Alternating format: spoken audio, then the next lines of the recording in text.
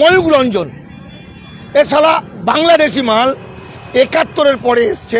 শুভেন্দু অধিকারী ময়ূক রঞ্জনকে তাড়া করে মারো, তাড়া করো, গ্রামকে গ্রাম ওদের তাড়া করো, আর বাংলা রিপোর্টারদের যেখানে পারবে তাড়া করো, ইট মারো। একদম বাড়ির সামনে থেকে বাজার করতে যাবে, এই কয়েকদিনের মধ্যে ওদের সব ঠিকানা আপনারা পাঠান। যারা দেখছেন ময়ূকের বাড়ি, আর বাংলা রিপোর্টার বদমাইশদের বাড়ির ঠিকানা পাঠান। বাজার করতে যাবে পেটান, গায়ে গোবর ছুঁড়ে দিন, মাথায় চাঁটি মারুন। এইভাবে সামাজিকভাবে সমাজকে বাঁচাতে হলে বাঙালি জাতিকে একত্রিত হয়ে ওদেরকে কিন্তু তাড়া করতে হবে।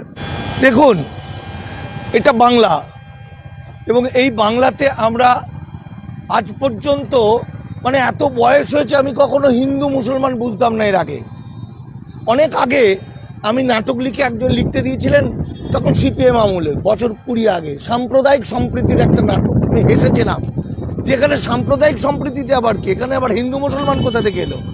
তো আজকে আমাদের বাঙালি সমাজটাকে আড়াআড়িভাবে দুটো চিনে দিতে চেয়েছে, পুরো ভাগ করে দেওয়ার চেষ্টা করেছে।